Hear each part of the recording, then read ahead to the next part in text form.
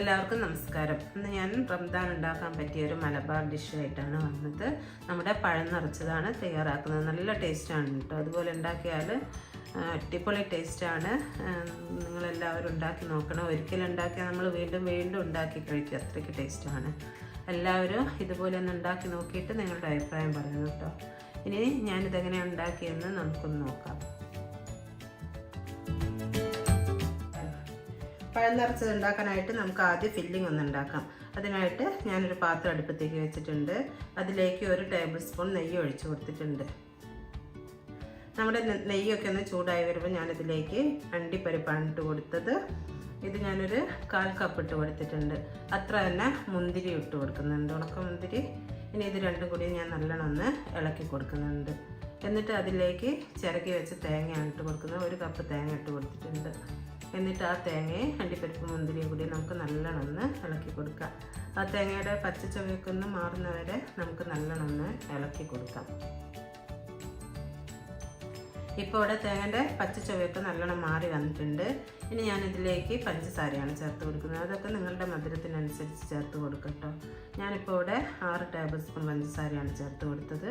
എന്നിട്ട് നമുക്കിത് നല്ലോണം ഒന്ന് ഇളക്കി മിക്സ് ആക്കി കൊടുക്കാം. നല്ലോണം ഈ പഞ്ചസാര ഈ തേങ്ങയിലും ഒക്കെ നല്ലോണം പിടിക്കുന്നവരെ നല്ലോണം ഇളക്കി കൊടുത്ത ശേഷം നമുക്കിതിലേക്ക് ആവശ്യത്തിനുള്ള ഏലക്കാപ്പൊടി കൂടി ചേർത്ത് കൊടുക്കാം. ചിലർ പഴം നിറച്ചത് ഉണ്ടാക്കാനായിട്ട് തേങ്ങ ഇങ്ങനെ ചോപ്പിച്ചെടുക്കും. ഞാൻ പക്ഷേ ഇങ്ങനെ ചോപ്പിച്ചൊന്നും എടുക്കുന്നില്ല. ഏതാണ്ട് തേങ്ങയുടെ ഈ പച്ച ചുവയൊക്കെ ഒന്ന് മാറി ഈ പഞ്ചസാരയൊക്കെ ഇതിലൊന്ന് നല്ലോണം പിടിച്ച ശേഷം മാത്രമാണ് ഞാനിത് ഓഫാക്കുന്നത്.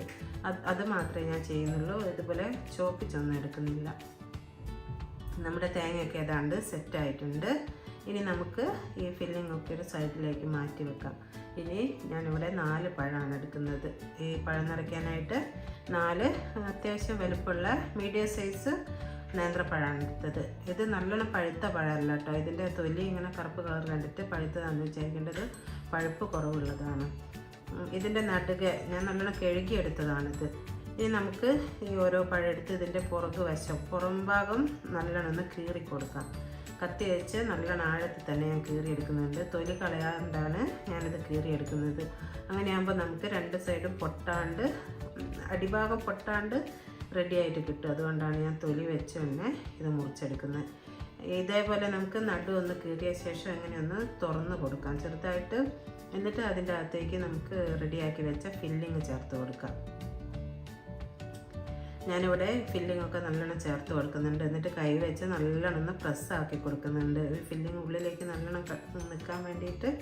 അതുപോലെ തന്നെ പഴവും ഞാനൊന്ന് പ്രസ് ചെയ്ത് കൊടുക്കുന്നുണ്ട് കേട്ടോ. ഒന്നിങ്ങനെ അമർന്ന് അധികം അങ്ങനെ മലന്ന് തുറന്ന് പോകാണ്ടിരിക്കാൻ വേണ്ടിയിട്ട് പഴം ഒന്ന് പ്രസ്സാക്കി കൊടുക്കുന്നുണ്ട്. അതുപോലെ തന്നെ ഫില്ലിംഗ് ഞാൻ നല്ലോണം പ്രസ് ചെയ്ത് ഇതിൻ്റെ ഉള്ളിൽ നിറയ്ക്കുന്നുണ്ട്.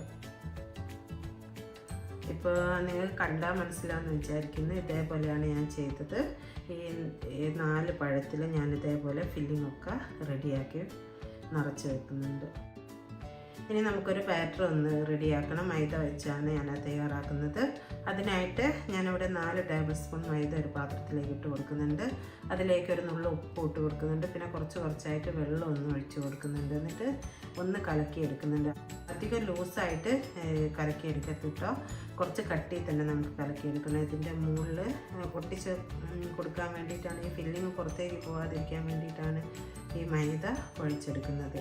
അപ്പം നമുക്കിത് നല്ല ലൂസായി പോകരുത്. ലൂസാകുമ്പോൾ അങ്ങ് ഒലിച്ച് പോകും. ഏതാണ്ട് തിക്കായിട്ട് തന്നെ വേണം. കണ്ടില്ലേ, ഇപ്പോൾ ഇതേപോലെയാണ് ഞാൻ മൈദ ഒഴിച്ചെടുത്തത്. ഇനി നമുക്ക് ഇത് റെഡിയാക്കി വെച്ച പഴം ഓരോന്നെടുത്തിട്ട് അതിൻ്റെ തൊലി കളഞ്ഞ ശേഷം ഫില്ലിങ്ങിൻ്റെ മുകളിലൊന്ന് ഒഴിച്ച് കൊടുക്കാം. ഞാൻ ഈ ഫോർക്ക് വെച്ച് തന്നെ ഈ ഫില്ലിങ്ങിൻ്റെ മുകളിൽ നിറച്ചു ഇങ്ങനെ നീളത്തിൽ റെഡിയാക്കി കൊടുക്കുന്നുണ്ട്. ഇതേപോലെ 4 പഴത്തിൻ്റെ മുകളിൽ ഞാനിങ്ങനെ ആക്കി കൊടുത്തിട്ടുണ്ട്.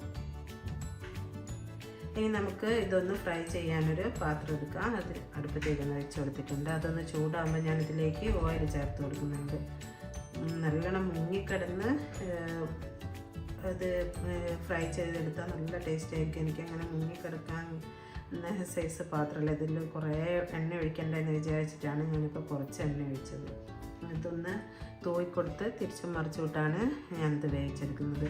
കൊണ്ടുള്ള കുറച്ച് വലിയ പാത്രമൊക്കെ ഉണ്ടെങ്കിൽ അതിൽ കുറച്ച് കൂടുതലൊക്കെ ഓയിൽ ഒഴിച്ചു കൊടുത്താൽ ഇത് നമുക്ക് മുക്കി പൊരിച്ചെടുക്കാം. അങ്ങനെയാകുമ്പോൾ ഒറ്റയടിക്ക് നല്ലോണം പൊരിഞ്ഞ് കിട്ടും. ഇത് നമ്മളിങ്ങനെ തിരിച്ചും മറിച്ച് വിട്ട് കൊടുക്കണം. ഇങ്ങനെ ഇടുമ്പോൾ എന്നാലും കുഴപ്പമില്ല, എങ്ങനെയാക്കിയാലും ടേസ്റ്റ് തന്നെയാണ്. ഇനി ഞാനിതൊരു പ്ലേറ്റിലേക്ക് ഇട്ട് കൊടുക്കുന്നുണ്ട്. ഞാനൊരു ടിഷ്യൂ പേപ്പർ വെച്ചിട്ട് അതിൻ്റെ മുകളിലേക്കാണ് ഇട്ട് കൊടുക്കുന്നത്. അപ്പോൾ അതിലുള്ള എണ്ണ അങ്ങ് ടിഷ്യൂ പേപ്പർ വലിച്ചെടുക്കും. അങ്ങനെ നമ്മുടെ പഴം നിറച്ചതൊക്കെ ഇവിടെ സെറ്റായിട്ടുണ്ട്. നല്ല ടേസ്റ്റാണ്. എല്ലാവരും ഉണ്ടാക്കി നോക്കണം. ഈ റംദാന് എല്ലാവരും ഉണ്ടാക്കി നോക്കണം. മലബാർ ഡിഷാണ് കേട്ടോ. നല്ല അടിപൊളി ടേസ്റ്റാണ്. ഇതൊരിക്കലും ഉണ്ടാക്കിയാൽ നമ്മൾ വീണ്ടും ഉണ്ടാക്കി കഴിക്കും. അതൊക്കെ ടേസ്റ്റാണ്. നിങ്ങളെല്ലാവരും ഉണ്ടാക്കി നോക്കിയിട്ട് നിങ്ങളുടെ അഭിപ്രായമൊക്കെ ഒന്ന് അറിയിക്കണം. അതുപോലെ നിങ്ങൾക്ക് ഈ വീഡിയോ ഇഷ്ടമായിരുന്നു ലൈക്ക് ചെയ്യാനോ നിങ്ങളുടെ ഫ്രണ്ട്സിനോ റിലേറ്റീവ്സിനൊക്കെ ഒന്ന് ഷെയർ ചെയ്ത് കൊടുക്കാനും മറന്നു പോകരുത്. സബ്സ്ക്രൈബ് ചെയ്യാതെ ആരെങ്കിലും കാണുന്നുണ്ടെങ്കിൽ ഒന്ന് സബ്സ്ക്രൈബ് കൂടി ചെയ്യണം. നമുക്ക് മറ്റൊരു അടിപൊളി വീഡിയോയുമായി വീണ്ടും കാണാം.